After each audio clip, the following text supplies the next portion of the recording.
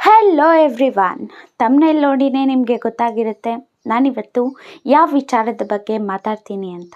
ಹೌದು, ತಿರುಪತಿ ಲಡ್ಡು. ಪ್ರಸಾದಕ್ಕಾಗಿ ಕೊಡ್ತಾ ಇರುವಂತಹ ಲಡ್ಡುವಿನಲ್ಲಿ ಏನು ಕಲಬೆರಕೆ ಆಗಿತ್ತು, ಇದ್ರ ಹಿಂದೆ ಇರುವಂತಹ ಕೈವಾಡಗಳು ಏನು, ಇದು ರಾಜಕೀಯ ಕಾರಣಕ್ಕಾಗಿಯೇ ನಡೀತಾ ಇರೋವಂಥದ್ದು, ಅದೆಲ್ಲ ಕೂಡ ಡಿಸ್ಕಷನ್ ಮಾಡೋಣ. ಆದರೆ ಅದಕ್ಕೂ ಮುಂಚೆ ನಾನು ಒಂದು ವಿಷಯನ ಹೇಳ್ತೀನಿ. ಏನು ಅಂತ ಅಂದರೆ, ನಾನು ಏನೇ ಈ ಒಂದು ವಿಡಿಯೋದೊಳಗಡೆ ಮಾತಾಡಿದ್ರೂ ಕೂಡ ಅದು ಕೇವಲ ಫ್ಯಾಕ್ಟ್ ಇರುವಂತಹ ನಿಜಾಂಶಗಳನ್ನು ನಾವು ಅನಾಲಿಸಿಸ್ ಮಾಡಿ ಅರ್ಥ ಮಾಡ್ಕೊಳ್ಳೋ ಅಂಥದ್ದು ಅಷ್ಟೇ.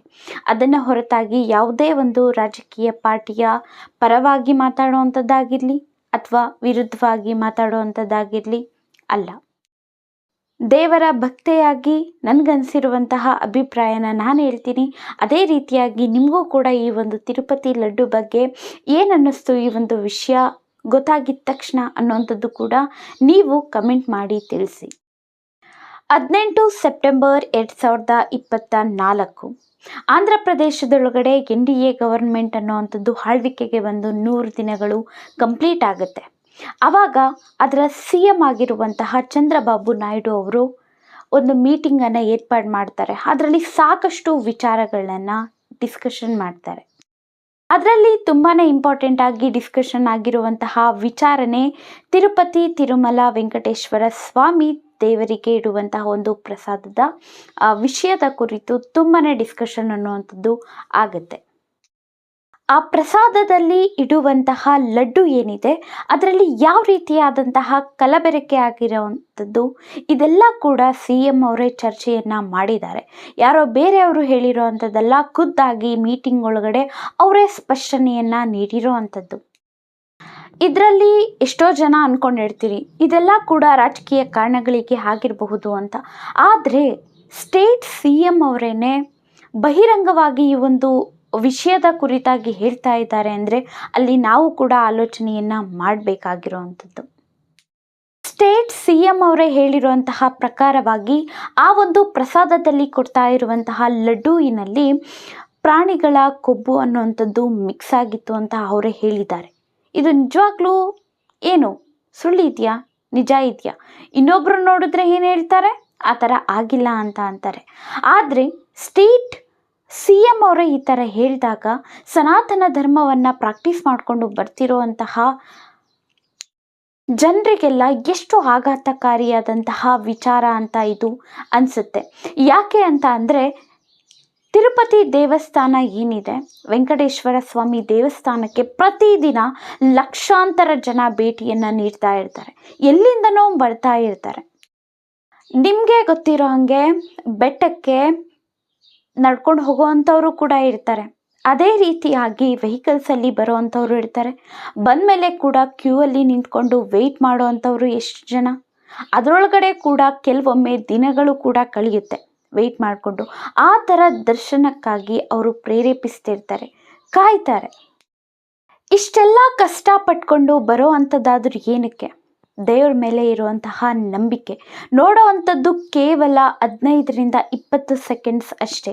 ಆದರೂ ಕೂಡ ಅದರಲ್ಲಿ ಸಿಗುವಂತಹ ಶಾಂತಿ ಅದೇ ಬೇರೆ. ಅದನ್ನು ನಾವು ಹೇಳ್ಕೊಳ್ಳೋದಕ್ಕೆ ಆಗೋದಿಲ್ಲ. ಆದರೆ ಅದರ ಅನುಭವವನ್ನು ಪಡ್ಕೊಂಡವರಿಗೆ ಮಾತ್ರ ಗೊತ್ತು. ಆದರೆ ಅದಕ್ಕೂ ಕೂಡ ಎಷ್ಟೊಂದು ಕಷ್ಟಪಟ್ಕೊಂಡೇ ಬಂದಿರ್ತಾರೆ ಅಲ್ವಾ. ಕ್ರಿಶ್ಚಿಯನ್ಸ್ಗೆ ಯಾವ ಥರ ಜೆರೂಸಲಂ ಅನ್ನುವಂಥದ್ದು ಪ್ರಮುಖವಾಗಿ ಇರುವಂತಹ ಪ್ರಾಮುಖ್ಯತೆಯನ್ನು ಪಡೆದಿರುವಂತಹ ಸ್ಥಳನೋ, ಅದೇ ರೀತಿಯಾಗಿ ಮುಸ್ಲಿಂ ಅವರಿಗೆ ಮೆಕ್ಕಾ ಯಾವ ರೀತಿನೋ ಅದೇ ಥರನೇ ಹಿಂದೂಗಳಿಗೂ ಕೂಡ ತಿರುಮಲ ತಿರುಪತಿ ವೆಂಕಟೇಶ್ವರ ಸ್ವಾಮಿ ದೇವಸ್ಥಾನ ಕೂಡ ಹೌದು. ಇನ್ನು ಅಲ್ಲಿಗೆ ಹೋಗುವಂತಹ ಪ್ರತಿ ಭಕ್ತರು ಕೂಡ ಈ ಒಂದು ತಿರುಪತಿ ಲಡ್ಡುವನ್ನು ತಿಂದೇ ಇರ್ತಾರೆ, ಮನೆಗೆ ಕೂಡ ತಗೊಂಡು ಬಂದಿರ್ತಾರೆ. ಎಷ್ಟೋ ಜನಕ್ಕೆ ಇದು ಫೇವ್ರೆಟ್ ಅಂತಲೇ ಹೇಳ್ಬೋದು. ಅದನ್ನು ಕೂಡ ಎಷ್ಟು ಭಕ್ತಿಯಿಂದ ತಿಂತಾರೆ ನಿಮಗೆ ಗೊತ್ತಿರುತ್ತೆ. ಇಂಥದ್ರಲ್ಲಿ ವರ್ಷಕ್ಕೆ 2.5 ಕೋಟಿಗಿಂತ ಜಾಸ್ತಿ ಜನ ಈ ಒಂದು ಪ್ರಸಾದವನ್ನು ತಿನ್ನುವಂಥದ್ದು. ಈ ಒಂದು ತಿರುಪತಿ ಲಡ್ಡು ಪ್ರಸಾದ ಏನಿದೆ ಅಲ್ವಾ, ಅದರಿಂದನೇ ವರ್ಷಕ್ಕೆ 500 ಕೋಟಿಗಿಂತ ಹೆಚ್ಚು ರೆವೆನ್ಯೂ ಅನ್ನುವಂಥದ್ದು ಬರುತ್ತೆ ವರ್ಷಕ್ಕೆ. ಅಂತಹ ಒಂದು ಅತ್ಯಮೂಲ್ಯವಾದಂತಹ ಲಡ್ಡುವಿನೊಳಗಡೆ ಸತ್ತೋಗಿರುವಂತಹ ಪ್ರಾಣಿಗಳಿಂದ ತೆಗೆದಿರುವಂತಹ ಕೊಬ್ಬನ್ನು ಯಾವ ಥರ ಕಲಬೆರಕೆ ಮಾಡ್ತಾ ಇದ್ದಾರೆ ಅನ್ನೋವಂಥದ್ದೇ ಇವಾಗ ಟ್ರೆಂಡಿಂಗಲ್ಲಿ ಇರುವಂತಹ ಒಂದು ನ್ಯೂಸ್. ಆದರೆ ಇದ್ರ ಮೇಲೆ ಕೂಡ ರಾಜಕೀಯನ ಮಾಡ್ತಾ ಇದ್ದಾರೆ. ಆಂಧ್ರ ಪ್ರದೇಶದ CM ಅವರು ಹೇಳ್ತಿರೋವಂಥದ್ದು, ಯಾರು ಚಂದ್ರಬಾಬು ನಾಯ್ಡು ಸರ್ ಅವರು ಹೇಳ್ತಿರೋ ಹಂಗೆ ಇದರಲ್ಲಿ ಎಲ್ಲ ಕೂಡ ಕಲಬೆರಕೆಯಾಗಿದೆ. ಸತ್ತೋಗಿರುವಂತಹ ಪ್ರಾಣಿಗಳಿಂದ ತೆಗೆದಿರುವಂತಹ ಕೊಬ್ಬನ್ನು ಇದರಲ್ಲಿ ಕಲಬೆರಕೆ ಮಾಡಲಾಗಿದೆ ಅಂತ. ಆದರೆ ಇದರ ವಿರುದ್ಧವಾಗಿ ಜಗನ್ ಸರ್ ಹೇಳ್ತಿರೋವಂಥದ್ದು ಏನು, ಈ ಥರ ಯಾವುದೇ ಕೂಡ ಆಗಿಲ್ಲ ಅನ್ನೋವಂಥದ್ದು. ಹಾಗಾದರೆ ನಿಜ ಯಾವುದು, ಸುಳ್ಳು ಯಾವುದು? ಇದೆಲ್ಲ ಸುಳ್ಳಾಗಿದ್ದರೆ ಒಳ್ಳೆಯದು ಅಂತ ನಮಗೂ ಅನಿಸುತ್ತೆ, ನಿಮಗೂ ಅನಿಸುತ್ತೆ. ಆದರೆ ಲ್ಯಾಬ್ ರಿಪೋರ್ಟ್ಸಲ್ಲೆಲ್ಲ ಏನಿದೆ, ಆದರೆ ಜನ ಎಲ್ಲ ಮಾತಾಡೋವಂಥದ್ದು ಏನು, ಇವುಗಳ ಬಗ್ಗೆ ಅಲ್ಲ. ಪಾರ್ಟಿ ಪಾರ್ಟಿ ಪಾರ್ಟಿ, ಯಾವುದೋ ಒಂದು ಪಕ್ಷ. ಆದರೆ ನಮಗೆ ಇರೋವಂತಹ ನಂಬಿಕೆಗಿಂತ ಈ ಒಂದು ಪಕ್ಷಗಳ ಮೇಲೆ ಇರುವಂತಹ ನಂಬಿಕೆ ಹೆಚ್ಚಾಗೋಯ್ತಾ? ನಮಗೆ ಬೇಕಾಗಿರುವಂತಹ ಒಂದು ಧರ್ಮದ ಕುರಿತಾಗಿ ಇರುವಂಥದ್ದಕ್ಕಿಂತ ಹೆಚ್ಚಾಗಿ ಈ ಒಂದು ಪಕ್ಷಗಳ ಬಗ್ಗೆನೇ ಹೆಚ್ಚಾಗೋಯ್ತಾ? ದೇವ್ರಿಗಿಂತ ಈ ಒಂದು ಪಾರ್ಟಿಗಳ ಮೇಲೇ ನಂಬಿಕೆ ಅನ್ನುವಂಥದ್ದು ಹೆಚ್ಚಾಗೋಯ್ತಾ? ಇಲ್ಲ ಇದೇ ವಿಷಯನೇ ನಿಮಗೆ ಹೆಚ್ಚಾಗೋಯ್ತಾ? ಇಲ್ಲ ಯಾರಿಗೆ ಹೆಚ್ಚಾಗೋಯ್ತು ಅದು ಮಾತ್ರ ಗೊತ್ತಿಲ್ಲ.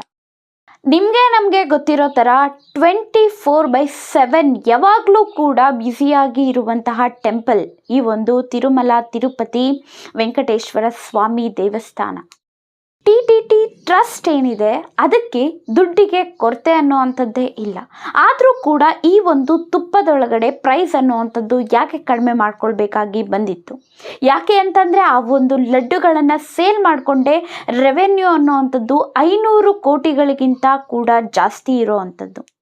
ಹೋಗ್ಲಿ, ಕಾಸು ಇಲ್ಲ ಅಂತಾನೆ ಅಂದ್ಕೊಳ್ಳೋಣ. ಈ ಒಂದು ವಿಚಾರನ ಆ ಒಂದು ಟ್ರಸ್ಟ್ ಏನಾದರೂ ಹೇಳ್ತು ಅಂತ ಅಂದರೆ ದಿನದೊಳಗಡೆನೆ ಎಷ್ಟು ಕೋಟಿ ಡೊನೇಷನ್ಸ್ ಅನ್ನುವಂಥದ್ದು ಬರುತ್ತೆ, ಅದು ಗೊತ್ತಿರೋ ಅಂಥದ್ದೇ. ಅದನ್ನು ಬಿಟ್ಟು ಎಲ್ಲದಕ್ಕಿಂತ ಕಡಿಮೆ ಚೀಪ್ ರೇಟ್ಗೆ ಏನಾದರೂ ಒಂದು ಮಾಡ್ತಾ ಇದ್ದಾರೆ ಅಂತ ಅಂದರೆ ಅವರಿಗೆ ಅಂತಹ ಕಂಪನಿಗೆ ಪ್ರಾಜೆಕ್ಟನ್ನು ಕೊಟ್ಟರೆ ಏನು ಉಪಯೋಗ? ಎಲ್ಲದಕ್ಕಿಂತ ಚೀಪ್ ಬೆಲೆಗೆ ಏನಾದರೂ ಕೊಡ್ತಾ ಇದ್ದಾರೆ ಅಂತ ಅಂದರೆ ಅದರಲ್ಲಿ ಕ್ವಾಲಿಟಿ ಹೇಗಿರುತ್ತೆ? 24 ಮಿಲಿಯನ್ ಭಕ್ತಾದಿಗಳೇನಿದ್ದಾರೆ ಅವರು ಪ್ರತಿ ವರ್ಷ ಈ ಒಂದು ಟೆಂಪಲ್ಗೆ ಭೇಟಿಯನ್ನು ನೀಡ್ತಾನೆ ಇರ್ತಾರೆ. ಎಲ್ರಿಗೂ ಕೂಡ ಅನಿಸೋವಂಥದ್ದು ಏನು, ನಮಗೂ ಕೂಡ ಮೋಸ ಆಗಿದೆ ಅನ್ನೋವಂಥದ್ದೇ ಅಲ್ವಾ?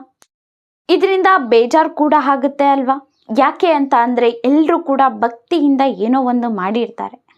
ಭಕ್ತಿಯಿಂದ ಇಟ್ಕೊಂಡು ಎಷ್ಟೆಲ್ಲ ಕಷ್ಟಪಟ್ಟು ದೇವಸ್ಥಾನಗಳಿಗೆ ಹೋಗಿರ್ತಾರೆ, ಎಲ್ಲೆಲ್ಲಿಂದನೋ ಹೋಗಿರ್ತಾರೆ. ಅಂಥದ್ರಲ್ಲಿ ಈ ಒಂದು ಕಲಬೆರಕೆಯ ಒಂದು ವಿಚಾರ ಅನ್ನೋವಂಥದ್ದು ಗೊತ್ತಾದರೆ ನೆಕ್ಸ್ಟ್ ಹೇಗಿರುತ್ತೆ? ಅಲ್ಲಿ ನೈವೇದ್ಯಕ್ಕಿಡುವಂಥದ್ರ ಮೇಲೆ ಆದರೂ ಬೆಲೆ ಇರುತ್ತಾ? ಮತ್ತೆ ಅದನ್ನು ಯಾವ ಥರ ನಂಬುವಂಥದ್ದು? ಆದರೆ ಒಂದು ಸ್ವಲ್ಪ ಸಮಾಧಾನ ಆಗಿರುವಂತಹ ವಿಷಯ ಏನು ಅಂತ ಅಂದರೆ ಆ ಒಂದು ಸ್ಯಾಂಪಲನ್ನು ಟೆಸ್ಟ್ ಮಾಡಿದ ಮೇಲೆ ಬಂದಿರುವಂತಹ ಲ್ಯಾಬ್ ರಿಪೋರ್ಟ್. ಆ ಲ್ಯಾಬ್ ರಿಪೋರ್ಟ್ ಒಳಗಡೆ ಏನಿತ್ತು ಅಂತ ಅಂದರೆ ಅದು ಏನು ಅಂತ ಅಂದರೆ ಸ್ಟೇಟ್ CM ಆಗಿರುವಂತಹ ಚಂದ್ರಬಾಬು ನಾಯ್ಡು ಅವರು ಏನು ಹೇಳಿದ್ದಾರೆ, ಪೋರ್ಕ್ ಫ್ಯಾಟ್ ಆಗಿರಲಿ, ಬೀಫ್ ಫ್ಯಾಟ್ ಆಗಿರಲಿ, ಫಿಶ್ ಆಯಿಲ್ ಆಗಿರಲಿ ಇದೇ ಎಕ್ಸಾಕ್ಟ್ಲಿ 100% ಇರೋ ಅಂಥದ್ದು ಅಂತ ಲ್ಯಾಬ್ ರಿಪೋರ್ಟಲ್ಲಿ ಬಂದಿಲ್ಲ. ಆದರೆ ಏನು ಬಂದಿದೆ ಅಂತ ಅಂದರೆ ಅದರಲ್ಲಿ ಸೋಯಾಬೀನ್ ಆಯಿಲು ಇಲ್ಲ ಅಂತ ಅಂದರೆ ಸನ್ಫ್ಲವರ್ ಆಯಿಲ್ ಅಥವಾ ಕೊಕೊನಟ್ ಆಯಿಲ್ ಈ ಥರ ಬೇರೆವೂ ಕೂಡ ಇರಬಹುದು ಅನ್ನೋವಂಥದ್ದನ್ನು ಸಸ್ಪೆಕ್ಟ್ ಮಾಡಲಾಗಿದೆ. ಅಂದರೆ ಪಾಮ್ ಆಯಿಲ್ಲು ಈ ಥರ ಏನಾದರೂ ಕೂಡ ಇರಬಹುದು ಅನ್ನೋವಂಥದ್ದು ಸಸ್ಪೆಕ್ಟ್ ಮಾಡಿರೋ ಅಂಥದ್ದು. ಯಾವ ಥರ ಅಂತ ಅಂದರೆ ನಿಮ್ಮ ಹತ್ರ ಇವಾಗ ಒಂದು 2 ಲೀಟರ್ ಅನ್ನೋವಂಥದ್ದು ಏನಿದೆ ಹಣ್ಣಿನ ಜ್ಯೂಸ್ ಇದೆ ಅಂತ ಅಂದ್ಕೊಳ್ಳೋಣ. ಅದನ್ನು 2.5 ಲೀಟರ್ ಹಣ್ಣಿನ ಜ್ಯೂಸ್ ಮಾಡಬೇಕು ಅಂತ ಅಂದರೆ ಇನ್ನು ಅರ್ಧ ಲೀಟ್ರು ಕೂಡ ಹಣ್ಣಿನ ಜ್ಯೂಸೇ ಹಾಕಬೇಕು ಅಂತ ಏನೂ ಇಲ್ಲ. ಅಥವಾ ವಾಟರ್ ಹಾಕ್ಬಿಟ್ಟೆ ಅದನ್ನು 2.5 ಲೀಟ್ರು ಮಾಡಬೇಕು ಅನ್ನೋದು ಕೂಡ ಇಲ್ಲ. ನೀವು 1/2 ಲೀಟರ್ ಕೆಮಿಕಲ್ ಹಾಕಿದ್ರೂ ಕೂಡ ಅದೇನಾಗುತ್ತೆ 2.5 ಲೀಟರ್ ಜ್ಯೂಸೇ ಆಗುತ್ತೆ. ಈ ಥರ ನಮಗೆ ಇರೋದಕ್ಕಿಂತ ಇನ್ನೂ ಹೆಚ್ಚು ಏನಾದರೂ ಮಾಡಬೇಕು ಅದನ್ನು ಅಂತ ಅಂದರೆ ಈ ಥರ ಬೇರೆ ಬೇರೆ ಕಲಬೆರಕೆಗಳು ಏನಾದರೂ ಕೂಡ ಮಾಡಬಹುದು. ಆದರೆ ಈ ಥರ ಮಾಡಿದಾಗ ಏನಾಗುತ್ತೆ, ಕಲಬೆರಕೆ ಮಾಡಿದಾಗ ಅದರ ಕ್ವಾಲಿಟಿ ಅನ್ನುವಂಥದ್ದು ಕಡಿಮೆ ಆಗುತ್ತೆ. 5 ದಿನ ಇರಬೇಕಾಗಿರೋದು 2 ದಿನಕ್ಕೆ ಕೆಟ್ಟೋಗುತ್ತೆ. ಆ್ಯಂಡ್ ಇದರಿಂದ ರೋಗಗಳು ಕೂಡ ಬರಬಹುದು ಯಾವಾಗಲೂ ಕೂಡ ತಿಂತಾ ಇದ್ದರೆ. ಅದೇ ರೀತಿಯೇ ಈ ಒಂದು ಪ್ರಸಾದ ಲಡ್ಡು ಏನಿದೆ ಅದರ ವಿಚಾರದಲ್ಲೂ ಕೂಡ ಆಗ್ತಿರೋ ಅಂಥದ್ದು. ಆದರೆ ಎಕ್ಸಾಕ್ಟ್ಲಿ ಇದೇ ಕಲಬೆರಕೆ ಆಗಿದೆ ಅನ್ನೋವಂಥದ್ದು ಮಾತ್ರ ಎಲ್ಲೂ ಕೂಡ ಗೊತ್ತಾಗ್ತಾ ಇಲ್ಲ. ಅವ್ರು ಹೇಳೋ ಅಂಥದ್ದು ಇವ್ರು ಹೇಳೋ ಅಂಥದ್ದು ಹೀಗೆ ಆಗ್ತಿರೋ ಅಂಥದ್ದು. ಆದರೆ ಪ್ರಾಣಿಯಿಂದ ಏನು ಕೊಬ್ಬು ಬಂದಿದೆ ಅಂತ ಹೇಳ್ತಾರೆ ಅಲ್ವಾ, ಅದು ಬಂದಿದ್ರೆ ಕಿಡ್ನಿ ಬ್ಯಾಕ್ ಸೈಡಿಂದ ಇರುವಂಥದ್ದು. ಅದನ್ನು ಏನು ಮಾಡಿರ್ತಾರೆ, ಐ ಟೆಂಪರೇಚರ್ ಒಳಗಡೆ ಅದನ್ನು ಕುಕ್ ಮಾಡಿರ್ತಾರೆ. ಅದಾದಮೇಲೆ ಫ್ಯಾಟ್ ಎಲ್ಲ ಕರಗಿ ಆಯಿಲ್ ರೂಪದೊಳಗಡೆ ಬರುತ್ತೆ. ಅದನ್ನು ಕೂಲ್ ಮಾಡಿದಾಗ ಅಂತ ಅಂದರೆ ರೂಮ್ ಟೆಂಪರೇಚರಲ್ಲಿ ಬಿಟ್ಟಾಗ ಏನಾಗುತ್ತೆ, ಅದು ಒಂದು ಸಬ್ಸ್ಟೆನ್ಸ್ ಆಗುತ್ತೆ. ಅದನ್ನೇ ಟ್ಯಾಲೋ ಅಂತ ಕರೀತಾರೆ. ಅದನ್ನೇ ಪೋರ್ಕಿಂದ ಮಾಡಿದರೆ ಲಾರ್ಡ್ ಅಂತ ಕರೀತಾರೆ. ಇವೆರಡೂ ನೋಡೋದಕ್ಕೆ ಸೇಮ್ ಅನ್ನೋ ಥರನೇ ಇರ್ತವೆ. ಅದೇ ಇದೊಂದು ಪ್ರೊಸೀಜರ್ನ ಫಿಶ್ ಅಂತಂದರೆ ಇವಾಗ ಟ್ಯೂನಾ ಅಥವಾ ಸ್ಯಾಲ್ಮನ್ ಫಿಶ್ ಇವುಗಳಿಂದ ಮಾಡಿದ್ರೆ ಫಿಶ್ ಆಯಿಲ್ ಅಂತ ಕರೀತಾರೆ. ಇವುಗಳದೆಲ್ಲ ಮಾರ್ಕೆಟ್ ಪ್ರೈಸ್ ಅಂತ ತಗೊಂಡ್ರೆ ಲಾರ್ಡ್ ಏನಿದೆ ಅದು 250 ರುಪೀಸ್ ಆಗಿರುತ್ತೆ. ಇನ್ನು ಟ್ಯಾಲೋ ಬಂದು 90 ರುಪೀಸ್. ಫಿಶ್ ಆಯಿಲ್ ಅಂತ ತಗೊಂಡ್ರೆ 250ರಿಂದ 350 ರೂಪಾಯಿಗಳು. ಇದರಲ್ಲೇ ನೋಡಿ ಎಷ್ಟು ಚೀಪ್ ಕ್ವಾಲಿಟಿ ಪ್ರಾಡಕ್ಟ್ಗಳು ಅಂತ. ಅದನ್ನೇ ಜಾಸ್ತಿ ಕ್ವಾಂಟಿಟಿಗಳೊಳಗಡೆ ನಾವೇನಾದರೂ ಕೊಂಡ್ಕೊಂಡ್ರೆ ಕಡಿಮೆ ರೇಟಿಗೆ ಸಿಗುತ್ತೆ, ಆಫ್ ರೇಟ್ ಕೂಡ ಬೀಳೋದಿಲ್ಲ. ಆದರೆ ಲಡ್ಡು ಒಳಗಡೆ ಏನು ಬೆರೆಸ್ತಾರೆ ಅಲ್ವಾ, ತುಪ್ಪದಿಂದ ಮಾಡಿರ್ತಾರೆ ಅಂತ ಅಂತಾರಲ್ವ, ಒಳ್ಳೆ ಕ್ವಾಲಿಟಿ ತುಪ್ಪ ಬೇಕು ಅಂತ ಅಂದರೆ 1000ಕ್ಕಿಂತ ಜಾಸ್ತಿ ಇರುತ್ತೆ. ಜಾಸ್ತಿ ಕ್ವಾಂಟಿಟಿ ಒಳಗಡೆ ಇದನ್ನು ಕೊಂಡ್ಕೊಂಡ್ರೂ ಕೂಡ ಮಾರ್ಕೆಟ್ ಒಳಗಡೆ 400 ರೂಪಾಯಿಗಿಂತ ಕಡಿಮೆ ಅನ್ನೋವಂಥದ್ದು ಸಿಗೋದಿಲ್ಲ. ಆದರೆ ಟೆಂಪಲ್ಗೆ ಪ್ರೊವೈಡ್ ಮಾಡ್ತಿರುವಂತಹ ಡೈರಿ ಮಾತ್ರ 1 kg ತುಪ್ಪಕ್ಕೆ 320 ರೂಪಾಯಿಗೆ ಮಾತ್ರ ಕೊಡ್ತಾ ಇದೆ. ನಾವು ಎಷ್ಟೇ ಬಲ್ಕ್ ಕ್ವಾಂಟಿಟಿ ಒಳಗಡೆ ಅದನ್ನು ತಗೊಂಡ್ರೂ ಕೂಡ ಅಷ್ಟು ಕಡಿಮೆ ರೇಟ್ಗೆ ಕೊಡೋದಕ್ಕೆ ಆಗೋದಿಲ್ಲ. ಅದನ್ನು ಮಾಡಬೇಕು ಅಂತಾನೆ ಅದಕ್ಕೆಲ್ಲ ಕಾಂಪ್ರಮೈಸ್ ಆಗಿಬಿಟ್ಟು ಏನು ಮಾಡ್ತಾರೆ, ಅವರು ಕಲಬೆರಕೆಯನ್ನು ಮಾಡಬಹುದು. ಕ್ವಾಲಿಟಿ ಪ್ರಾಡಕ್ಟ್ ಇರೋವಂತಹ ಕಂಪನಿ ಏನಿದೆ ಅದನ್ನು ಈ ಒಂದು ಚೀಪ್ ಕ್ವಾಲಿಟಿ ಕೊಡುವಂತಹ ಕಂಪನಿ ಜೊತೆ ರೀಪ್ಲೇಸ್ ಮಾಡಿದ್ರೆ ಇದೇ ಥರನೇ ಕಲಬೆರಕೆ ಆಗುವಂಥದ್ದು. ಆದರೆ ಇದರಿಂದ ಹಣನ ಸೇವ್ ಮಾಡೋ ಅವಶ್ಯಕತೆ ಆದರೂ ಏನಿದೆ? TTD ಟ್ರಸ್ಟ್ ಏನಿದೆ ಅದರ ಕೆಳಗಡೆ 11,000 kgಗಿಂತ ಹೆಚ್ಚು ಗೋಲ್ಡ್ ಅನ್ನೋವಂಥದ್ದು ಇದೆ. ಅದು ಕೂಡ ಇದ್ದಿದ್ದು 2023ರಲ್ಲಿ. ಇವಾಗ ಅದಕ್ಕಿಂತ ಜಾಸ್ತಿ ಆಗಿರುತ್ತೆ. ಬೆಳ್ಳಿ ಅಂತೂ ಅದಕ್ಕೆ ಲೆಕ್ಕನೇ ಇಲ್ಲ. ಇನ್ನು ನಾವು ಕ್ಯಾಶ್ ಅಂತ ತಗೊಂಡ್ರೆ 18,000 ಕೋಟಿಗಿಂತ ಹೆಚ್ಚು ಕ್ಯಾಶ್ ಅನ್ನುವಂಥದ್ದು ಇದೆ. ವರ್ಷಕ್ಕೆ 1,000 ಕೋಟಿಗಿಂತ ಹೆಚ್ಚು ಉಂಡಿ ಡೊನೇಷನ್ನೇ ಬರುತ್ತೆ. ಇನ್ನು ಟೆಂಪಲ್ ಮೇಂಟೆನೆನ್ಸ್ಗೋಸ್ಕರನೇ ವರ್ಷಕ್ಕೆ 5,000 ಕೋಟಿಗಿಂತ ಜಾಸ್ತಿ ಇದೆ. ಇದೆಲ್ಲ ಸೈಡ್ಗಿಟ್ರೆ ಪ್ರತಿದಿನ ಕೂಡ ಲಡ್ಡು ಅನ್ನುವಂಥದ್ದು 3.5 lakhs ಲಡ್ಡುಗಳೇ ಪ್ರಿಪೇರ್ ಆಗ್ತವೆ. ಅಂಥದ್ರಲ್ಲಿ ಇವನ್ನೆಲ್ಲ ಕಲಬೆರಕೆ ಮಾಡಿಬಿಟ್ಟು ಆ ಲಡ್ಡುವನ್ನು ಪ್ರಿಪೇರ್ ಮಾಡಿದ್ರೆ ಒಂದು 10 ಕೋಟಿಗಿಂತ ಜಾಸ್ತಿ ಅವರು ಸೇವ್ ಮಾಡಿರೋದಕ್ಕೆ ಸಾಧ್ಯನೇ ಇಲ್ಲ. ಇಷ್ಟು ಮಾತ್ರ ಸೇವ್ ಮಾಡ್ಕೊಳ್ಳೋದಕ್ಕೆ ಆ ಥರ ಕಲಬೆರಕೆ ಮಾಡುವಂತಹ ಅವಶ್ಯಕತೆ ಇತ್ತ? ನಿಜವಾಗ್ಲೂ ಅದು ವರ್ತ್ ಅಂತ ಅನಿಸುತ್ತಾ? ನಿಜವಾಗ್ಲೂ ಡೌಟ್ ಬರೋ ಅಂಥದ್ದು ಏನು ಅಂತ ಅಂದರೆ, ಲಡ್ಡುವಿನಲ್ಲಿ ಮಾತ್ರ ಈ ಒಂದು ಕಲಬೆರಕೆ ಅನ್ನುವಂಥದ್ದು ಆಗ್ತಾ ಇತ್ತಾ, ಅಥವಾ ಬೇರೆ ಬೇರೆ ಪ್ರಸಾದ ಇರುತ್ತೆ ಅಲ್ವಾ ಅದರಲ್ಲೂ ಕೂಡ ಆಗ್ತಿದ್ಯಾ? ಯಾಕೆ ಅಂದರೆ ಎಷ್ಟೊಂದು ಹೊರಗಡೆ ಬಂದಿರೋ ಅಂಥದ್ದು. ಆದರೆ ಇದು ಸರ್ಕಾರದ ಮಟ್ಟಕ್ಕೆ ಹೋಗಿಲ್ಲ ಅಂದರೂ ಕೂಡ ಜನಸಾಮಾನ್ಯರು ಏನಿರ್ತಾರೆ ಅವರೆಲ್ಲ ಹೋಗಿ ಹಾಕಿರೋ ಅಂಥದ್ದು. 10 ಕೋಟಿನ ಮಾತ್ರ ಉಳಿಸ್ಕೊಳ್ಳೋದಕ್ಕೋಸ್ಕರ ಸಪ್ಲೈಯರ್ನೇ ಚೇಂಜ್ ಮಾಡೋ ಅವಶ್ಯಕತೆ ಏನು? ಇದರಿಂದ ಏನೇನಿದೆಯೋ ನಮಗಂತೂ ಗೊತ್ತಿಲ್ಲ, ಆ ದೇವ್ರಿಗೆ ಮಾತ್ರ ಗೊತ್ತಿರಬೇಕು ಅಷ್ಟೇ. ಆದರೆ ಭಕ್ತರ ನಂಬಿಕೆಯ ವಿರುದ್ಧವಾಗಿ ಯಾರೂ ಕೂಡ ಆಟನ ಆಡಲೇಬಾರ್ದು. ಯಾಕೆ ಅಂತಂದರೆ ಎಷ್ಟೊಂದು ಜನರ ನಂಬಿಕೆ ದೇವರು ಅನ್ನೋವಂಥದ್ದು. ಆ ದೇವರಿಗೆ ಇಡುವಂತಹ ನೈವೇದ್ಯ, ಆ ದೇವರಿಂದ ಕೊಡುವಂತಹ ಪ್ರಸಾದದಲ್ಲೇ ಈ ಥರ ಕಲಬೆರಕೆ ಆದರೆ ಯಾವ ಥರ ತಗೊಳ್ಳೋ ಅಂಥದ್ದು ಅದನ್ನು. ಆದರೆ ಈ ನ್ಯೂಸ್ ಹೊರಗಡೆ ಬಂದ ಮೇಲೆ ಮತ್ತೆ ಹೇಳ್ತಿರೋವಂಥದ್ದು ಏನು, ಇದನ್ನು ಬಳಸೋದಕ್ಕಿಂತ ಮುಂಚೆ ಅದರ ಒಂದು ಕ್ವಾಲಿಟಿ ಅನ್ನುವಂಥದ್ದನ್ನು ಟೆಸ್ಟ್ ಮಾಡಿನೇ ಇದನ್ನು ಬಳಸ್ತಾ ಇದ್ರು ಅಂತ. ಆದರೆ ರಿಪೋರ್ಟ್ ಬಂದಿರೋ ಅಂಥದ್ದು 23rd ಜುಲೈಯಲ್ಲಿ ಬಂದರೆ ಇವಾಗ ಯಾಕೆ ಅದು ಹೊರಗಡೆ ಬಂತು? ಆದರೆ ಇದೆಲ್ಲ ಯಾವುದೇ ರೀತಿಯ ಗೌರ್ಮೆಂಟ್ ಬಗ್ಗೆ ಮಾತಾಡ್ತಿರೋ ಅಂಥದ್ದಲ್ಲ, ಪಾರ್ಟಿ ಬಗ್ಗೆ ಕೂಡ ಮಾತಾಡ್ತಿರೋ ಅಂಥದ್ದು ಅಲ್ಲ. ಕಾನ್ಸ್ಟಿಟ್ಯೂಷನಲ್ಲೇ ಹೇಳಿದೆ, ದೇವರಿಗೆ ಸಂಬಂಧಪಟ್ಟಂತಹ ಯಾವುದೂ ಕೂಡ ಗವರ್ನಮೆಂಟ್ ಕೆಳಗಡೆ ಬರೋದಿಲ್ಲ ಅಂತ. ಆದರೂ ಕೂಡ ಗವರ್ನಮೆಂಟ್ ಅನ್ನುವಂಥದ್ದು ಈ ಒಂದು ಟ್ರಸ್ಟ್ ಕಡೆಯಿಂದ ಪ್ರತಿ ವರ್ಷ 50 ಕೋಟಿಯನ್ನು ಚಾರ್ಜ್ ಮಾಡ್ತಾ ಇದೆ. ಇದೆಲ್ಲ ಆದರೂ ಕೂಡ ಮೇಂಟೆನೆನ್ಸ್ ಚೆನ್ನಾಗಿಲ್ಲ, ಅದಿಲ್ಲ ಇದಿಲ್ಲ ಅಂತ ಅಂದರೆ ಅವಾಗಲೇ ತಾನೇ ಗೌರ್ನಮೆಂಟ್ ಮೇಲೆ ಕೂಡ ಜನರಿಗೆ ನಂಬಿಕೆ ಅನ್ನೋವಂಥದ್ದು ಹೋಗೋದು. ಇಷ್ಟೆಲ್ಲ ಪೇ ಮಾಡ್ತಿದ್ರೂ ಕೂಡ ಈ ಥರ ಮೋಸವಾಗ್ತಿದ್ರೆ ಏನನ್ಸುತ್ತೆ ಜನಕ್ಕೆ ಕೂಡ ಗೌರ್ಮೆಂಟ್ ಬಗ್ಗೆ? ಅದಕ್ಕೋಸ್ಕರನೇ ಜನ ಕೂಡ ಪ್ರೊಟೆಸ್ಟ್ ಮಾಡ್ತಾ ಇರೋವಂಥದ್ದು, ಫ್ರೀ ಟೆಂಪಲ್ಸ್ ಫ್ರಮ್ ಗೌರ್ನಮೆಂಟ್ ಅಂತ. ಇದ್ರ ಬಗ್ಗೆ ನಿಮ್ಗೇನನ್ಸುತ್ತೆ?